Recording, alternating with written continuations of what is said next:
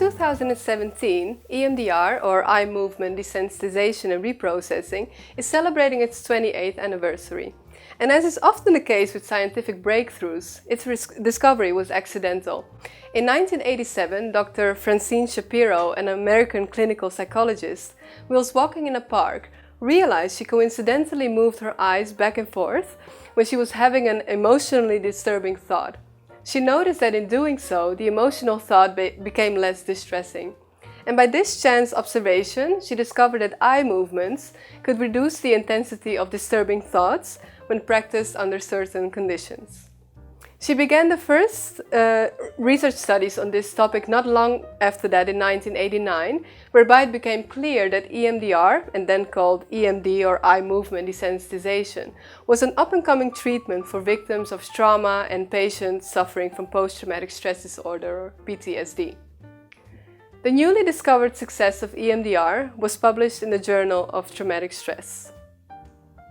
Since these first studies in 1989, E.M.D.R has become one of the most well-researched therapeutic therapies in the field of psychology. It is developed and evolved by and with the help of psychologists, therapists, and researchers from all over the world. And this form of therapy has been identified as a valid treatment for psychological trauma. In 2013, the World Health Organization recommended E.M.D.R as a treatment of choice for PTSD.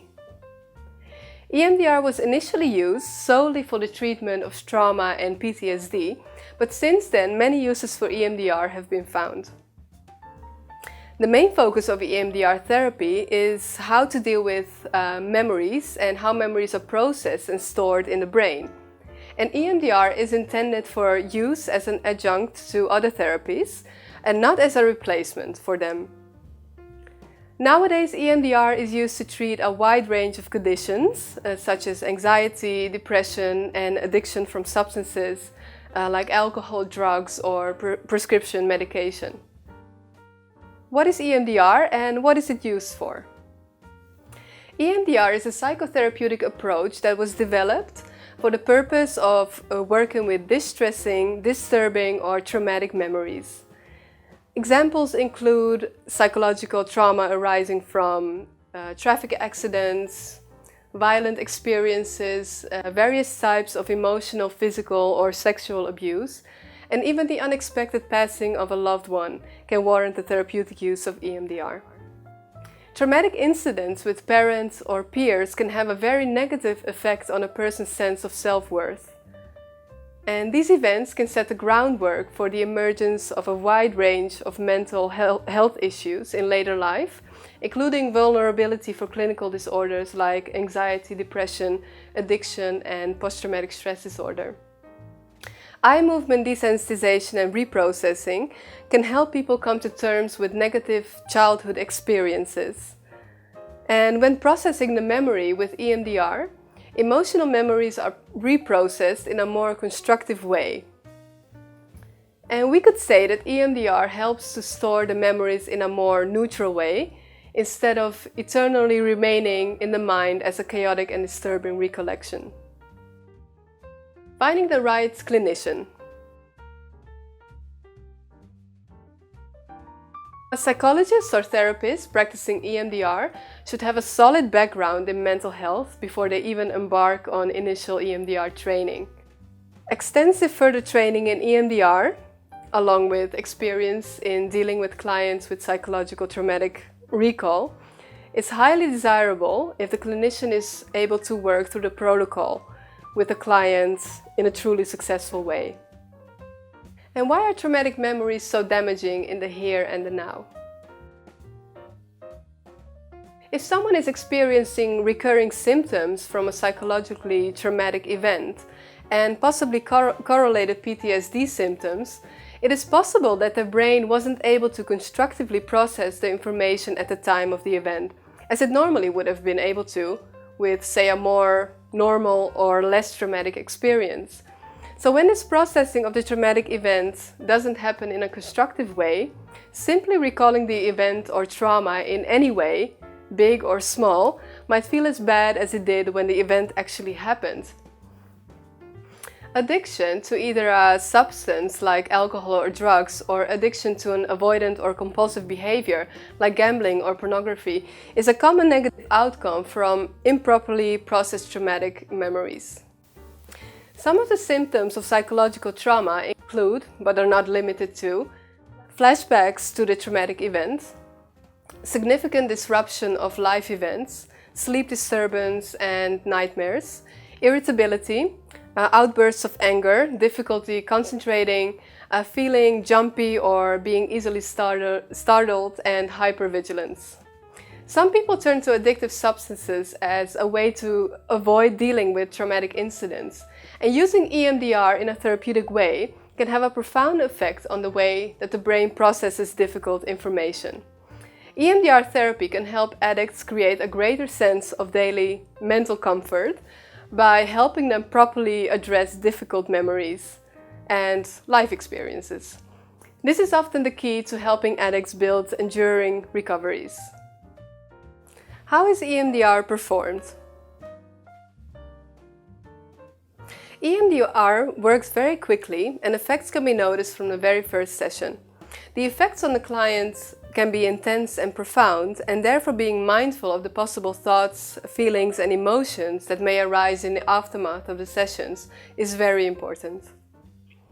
Whilst performing E.M.D.R in session, therapists use a set of standardized protocols that incorporate elements from many different treatment approaches.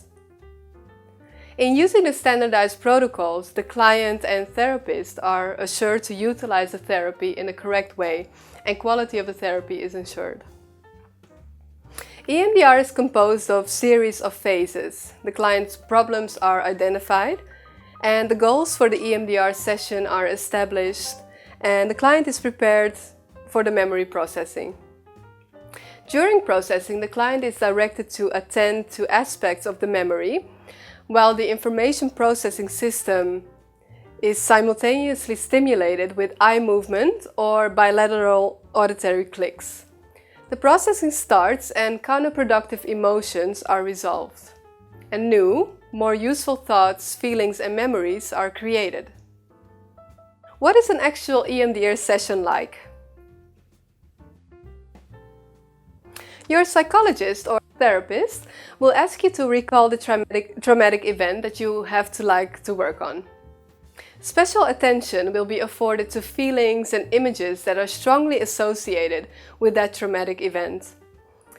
The rule of thumb is, the more detailed the recollection of the event or events, the better. And after the processing has commenced, the therapist will ask you again to recall that traumatic event. While simultaneously recalling the trauma, you will be engaged with a distracting stimulus, such as the rhythmic movement of the therapist's hand, or listening to alternating left and right ear clicks via ear headphones. These distracting hand movements or sounds are called a set. And after each set, there is a little pause or break, and the therapist will ask the client what sensations came up.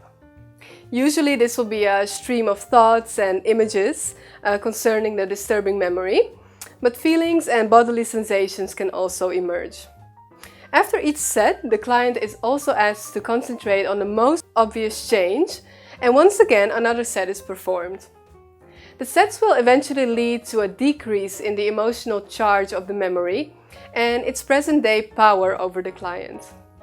It thus becomes easier to think about the event, and in many cases the memories themselves become somewhat faded or diminish in intensity.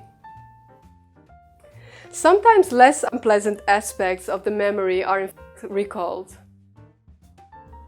Another possibility is that new insights or thoughts may develop in a client's consciousness, and these new perspectives can give the recollection a less threatening implication. In this way, E.M.D.R can profoundly help people to accept and come to terms with past traumatic experiences and get on with the business of living the rest of their life as expansively and productively as they can. Things like periods of active addiction, which are often downstream of past psychological trauma, lose their wellspring and become, well, just another memory.